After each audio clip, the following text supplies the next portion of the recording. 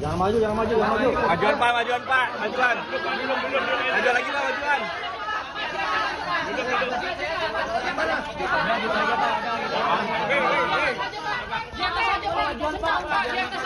Pak, di atas aja Pak. Pak, di atas aja Pak. Mundur. Woi, mundur, jangan maju, woi. Ini ketinggian lu, Bang. Jadi ternyata dari Kejaksaan Agung mereka punya data yang lebih banyak daripada yang saya tahu. Ibaratnya saya tahu cuma sekaki, dia tahu sekepala. Saya juga kaget-kaget juga dikasih tahu penelitian ini ada fraud apa, ada penyimpangan, transfer seperti apa, dia jelasin. Saya juga kaget-kaget. Karena kan ini kan subholding ya. Subholding kan saya nggak bisa sampai ke operasional. Saya cuma sampai memeriksa, kita tuh hanya memonitoring dari RKAP gitu. Nah itu kan untung rugi.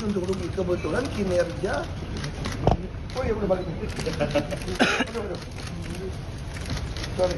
Jadi kebetulan kinerja Pertamina kan bagus terus selama saya di sana gitu kan.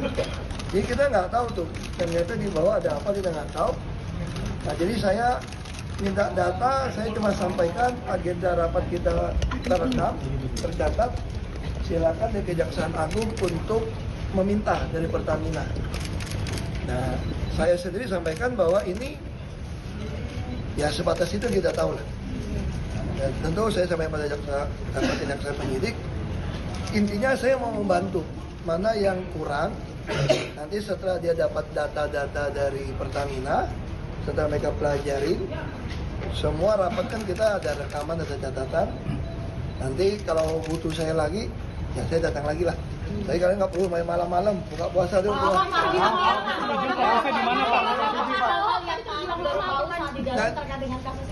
Nanti tanya sama penyidik, saya juga kaget-kaget gitu loh. Kok gila juga ya saya bilang gitu ya. Saya kok nggak tahu itu.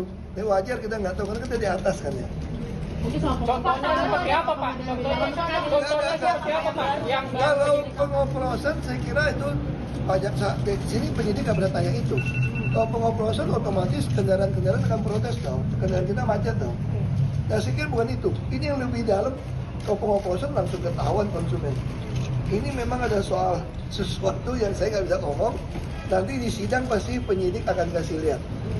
Tapi ya saya kaget. Ternyata lebih dalam yang saya kira di kulit. Tapi ini kan berlaku sampai 8 jam ya Pak Ahok. Apa yang bikin alot di dalam pemeriksaan ini? Enggak, bukan alot. Saya jadi saksi 9 orang. Itu kan diulang.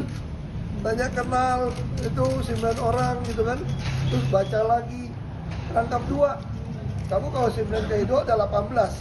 Masing-masing 6-7 halaman. Ya itu aja sih ya.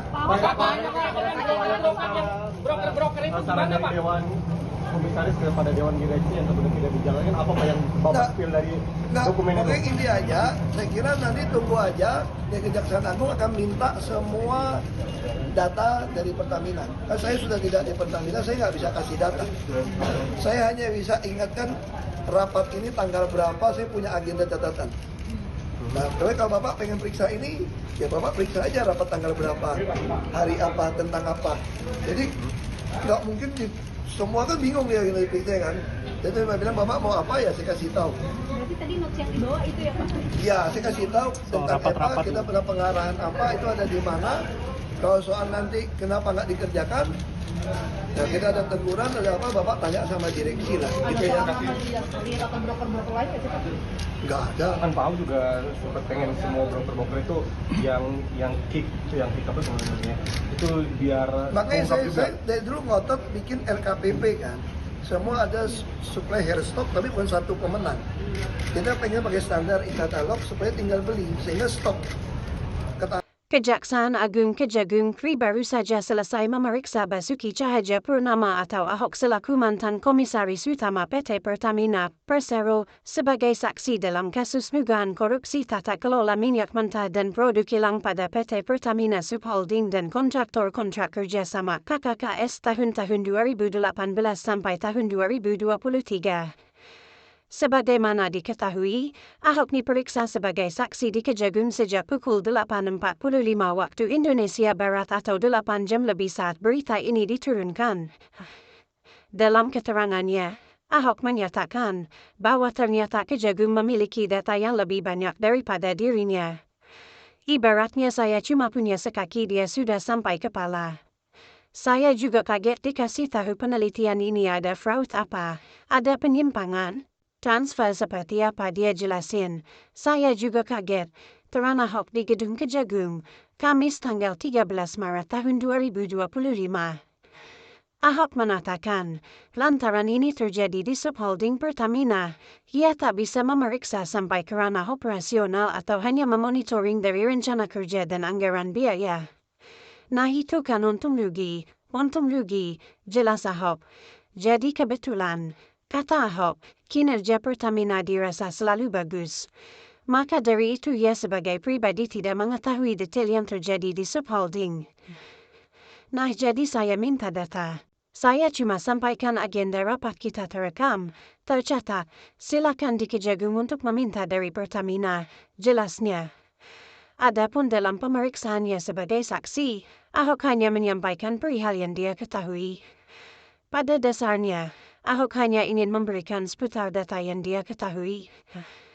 Mana yang kurang nanti setelah dia dapat data-data dari Pertamina, setelah mereka pelajarin, semua rapat kan kita ada rekaman, ada catatan, nanti kalau butuh saya lagi, ya saya datang lagi lah, tanda Ahok. Sebagaimana diketahui, Ahok diperiksa sebagai saksi di Kejagung sejak pukul 8.45 waktu Indonesia Barat. Hingga saat ini Kejagung sudah menetapkan 9 orang sebagai tersangka, di mana 6 orang diantaranya merupakan petinggi di subholding Pertamina dan 3 orang lainnya dari perusahaan swasta.